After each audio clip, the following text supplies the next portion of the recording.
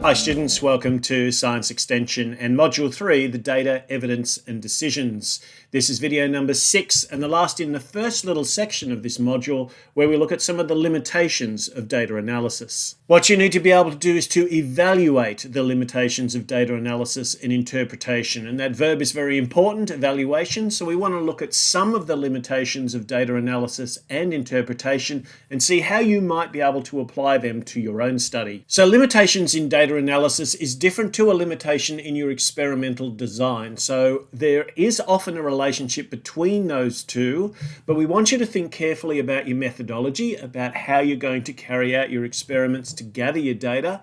But then we also want you to be aware of the fact that once you have a set of data and you need to start analyzing that, you need to start doing things with it, there are still going to be certain limitations either placed by the type of data that you collect, the amount of data that you collect, and or the questions that you're hoping to answer as a result of the analysis of data. One of the most important things to think about is sample size, because small sample sizes can skew the data and affect your conclusions.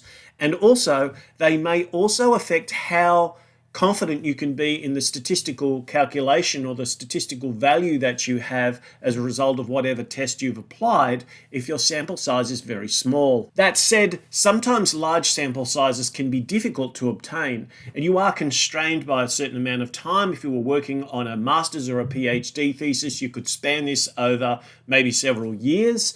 But you are limited to making sure that everything's done by the time you need to submit your report. And that means you've condensed things into a very short period of time. It may mean that time constraints just restrict you from collecting the amount of data that you might otherwise like to obtain. We talked in the previous video about some of the errors that can be introduced during the collection of data, and these can limit the validity of the conclusions which we can make from the data. They can limit our ability to be confident in the way we analyze our hypotheses. Most measurements contain errors that we've talked about before, and remembering here that scientific errors aren't mistakes.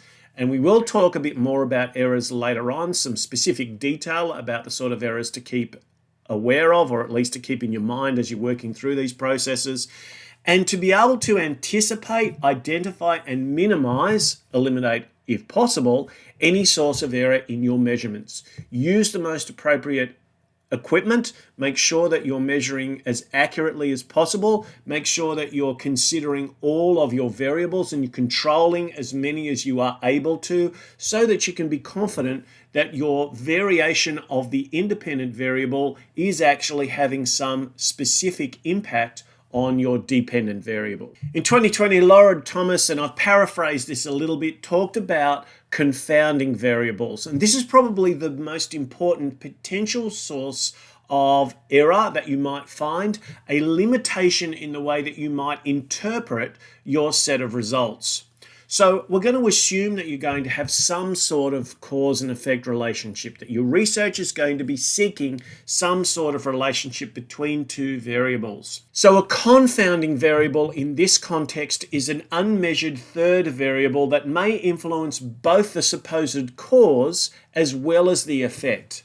We will talk a little bit more in this module about the link between correlation and causation, and the fact that correlation doesn't imply causation, but we will need to think about the fact that sometimes we are looking for a causation, we're looking for a cause and effect, and we want to make sure that when we see that there isn't a confounding variable that may be more significant that we haven't considered. So we need to consider potential confounding variables and account for them in our research design to ensure that the results that we obtain are valid results. Confounding variables can introduce research biases into your work. They're a type of extraneous variable that is related to the study's independent and dependent variables. And there's usually two conditions that we need to look at for confounding variables.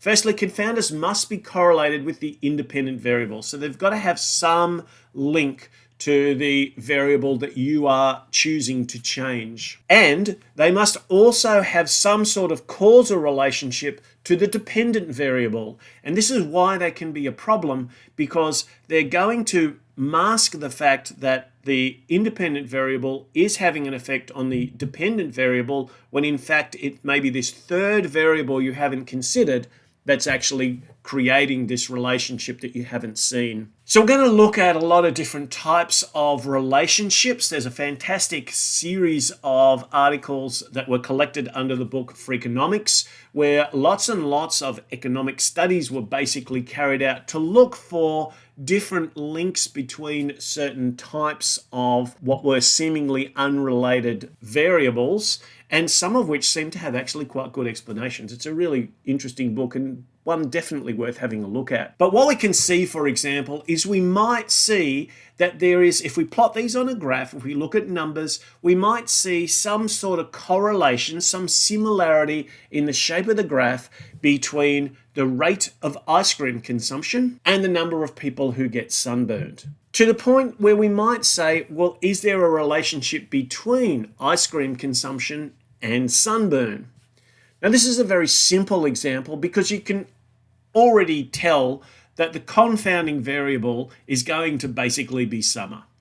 In hotter temperatures, we're more likely to consume ice cream. The days are longer, the times where you might want to have an ice cream are longer potentially, and so there's a higher likelihood of people eating ice cream during warm summer months. But during warm summer months, it's very warm, so therefore there's a lot of people who don't tend to have as many clothes on as they would in the winter. If they're going down to the beach, they may be wearing just swimming costumes.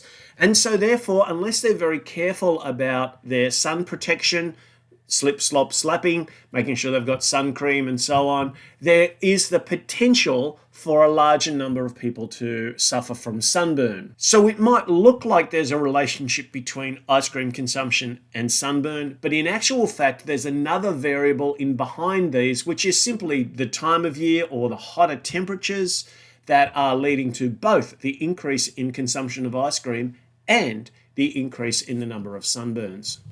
This is a very simple example and certainly not one that you want to spend too much time focusing on, and we will try and pull some more examples out of some of the types of limitations that you might find when you're looking at your results, but you just need at this stage to be aware of the fact that you could have a confounding variable, something else you haven't considered that may be at play in your particular methodology that may have a significant impact on the final conclusions that you come to based on the data that you've analyzed. So keep this one in mind as you're working through your data collection and analysis processes. And thanks for watching.